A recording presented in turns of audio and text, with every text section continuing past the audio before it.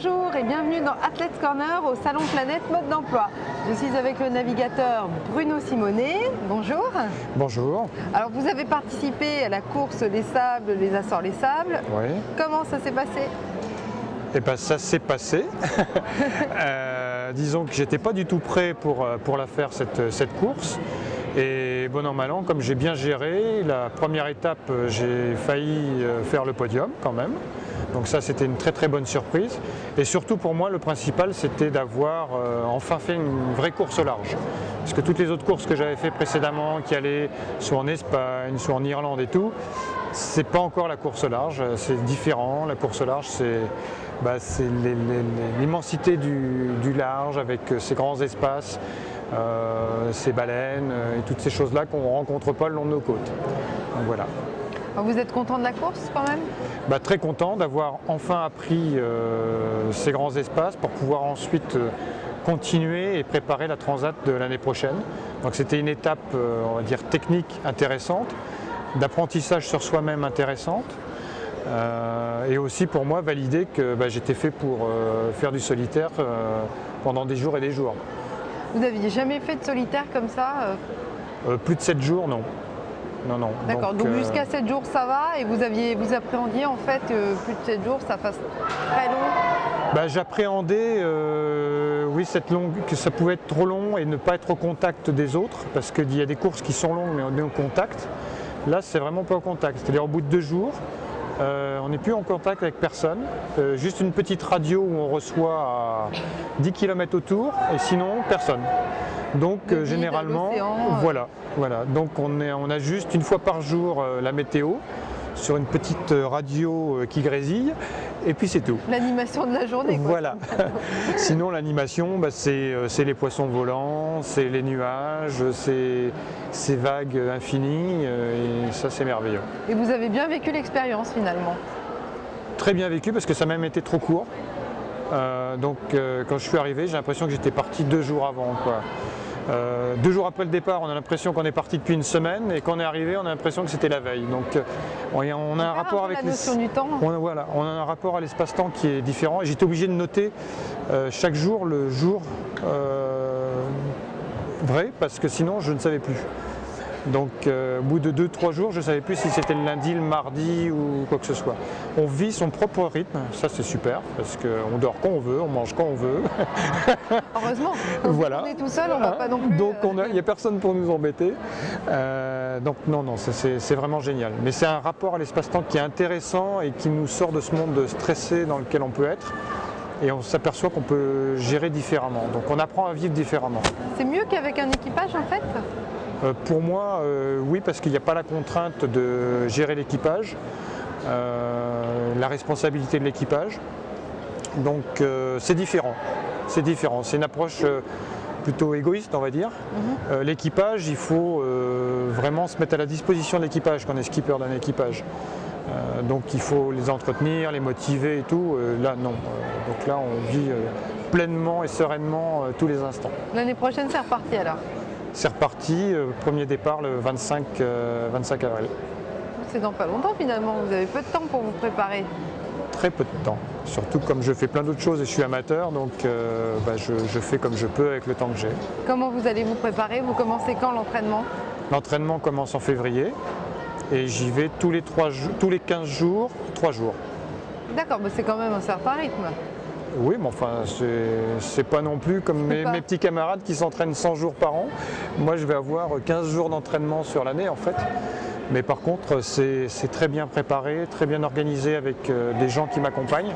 Donc, ce qui fait que j'arrive à avoir une navigation de qualité, quoi. C'est pas trop dur de tout concilier, travail, voile je pense que pour tous ceux qui veulent qu'un projet aboutisse, il faut travailler. Donc, non, c'est pas dur quand on aime, c'est pas dur. C'est un peu dur pour l'entourage, il faut faire des concessions, mais ça se passe bien. Ça fait combien de temps que vous avez commencé la voile? Alors j'ai commencé à l'âge de 3 ou 5 ans et j'ai arrêté, voilà, plutôt jeune.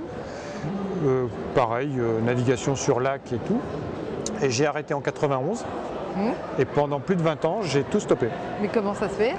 Parce que j'ai perdu une amie, Marie-Agnès, qui avait fait dans une transat. Mon fils est né à la même période, donc du coup je me suis dit non, c'est trop dangereux, j'y vais plus. Ça m'avait démoralisé. Et puis la vie faisant, les projets faisant, j'avais mis ça dans un coin de ma mémoire. Et il y a 3 ans, j'ai rencontré un architecte avec qui je courais il y a 20 ans. Et c'est reparti comme si c'était hier. Il m'a dit bah, pourquoi tu fais pas? Et je dis bah oui, tu as raison. Avant 50 ans, il faut y aller. Donc je m'y suis remis. Donc j'ai recommencé tout depuis zéro. Donc cours de navigation, apprendre à régater, les nouvelles technologies, tout était différent. On réapprend vite? Oui. Bon, une saison, j'ai eu la chance de gagner ma première course, donc je pense qu'on on peut dire que c'était réussi finalement. Voilà, donc ça a bien marché. Et dès que vous êtes monté sur un bateau la première fois, bon, vous vous souvenez peut-être pas, ça vous a plu? Depuis que vous êtes enfant, ça vous plaît? Ah, c'est une attirance qui est indescriptible, c'est ça. Et je comprends mieux le regard de ces grands navigateurs quand ils essayent de vous raconter ce qu'ils ressentent. On est bien. C'est tout ce qu'on peut dire, on est bien, on a cette sensation de communication avec l'environnement, les éléments, on joue avec, il faut respecter l'environnement parce qu'il est plus fort que nous. Comment on respecte l'environnement justement sur le bateau? Alors sur le bateau, justement la course dans laquelle je suis, la classe mini, il y a toute une éthique autour de ça. Donc le traitement des déchets, on ne jette aucun déchet, donc on les ramène.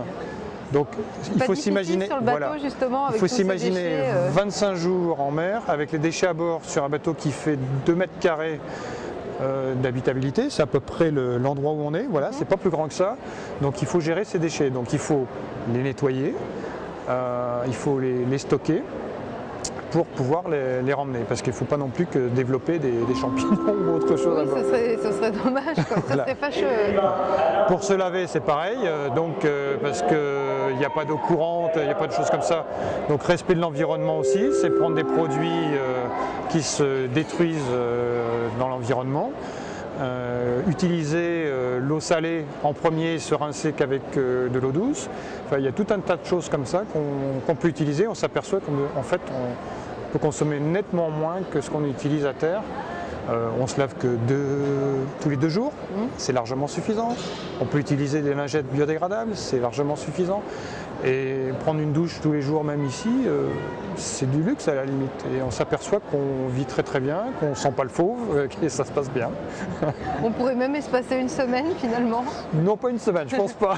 Au bout d'une semaine, je me rase généralement. Quand même, on craque. D'accord, ouais. Mais c'est vrai que c'est respectueux de l'environnement, quoi.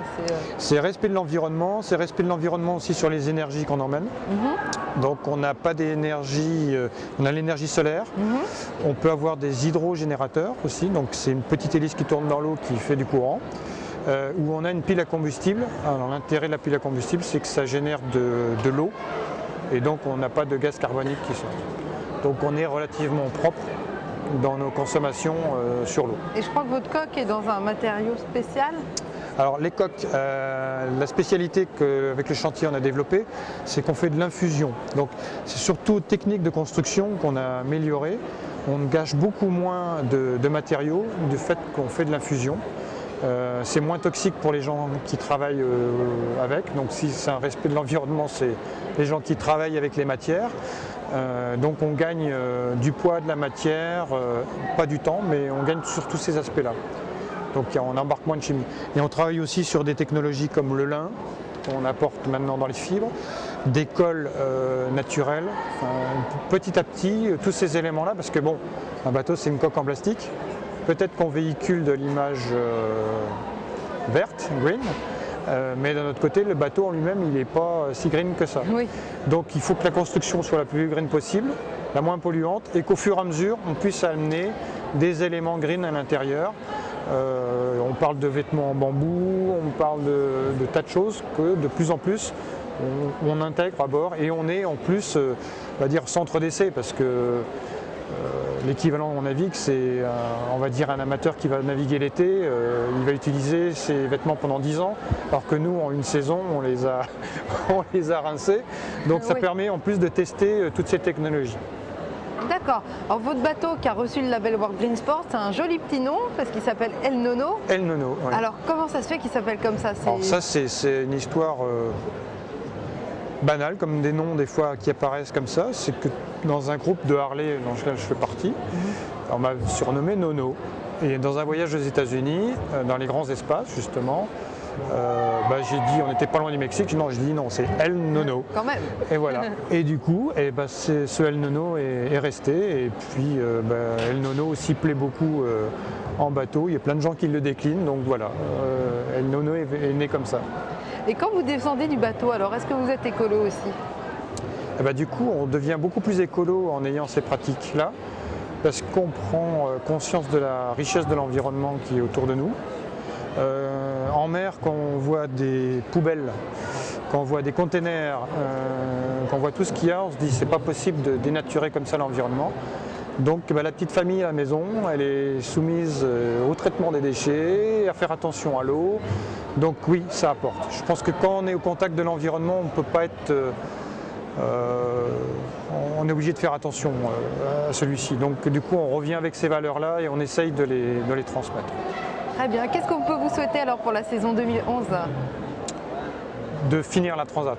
Et même, je ne parle même pas de résultats, c'est de partir et de la finir. Je crois que c'est de réussir les projets, c'est une action durable pour toutes les actions qu'on peut faire. On croise les doigts pour vous alors. Voilà, merci beaucoup. Merci beaucoup Bruno. C'était Athletes Corner au Salon Planète Mode d'Emploi. Vous pouvez retrouver toutes les interviews sur worldsports-events.com à la rubrique Athletes Corner. À bientôt.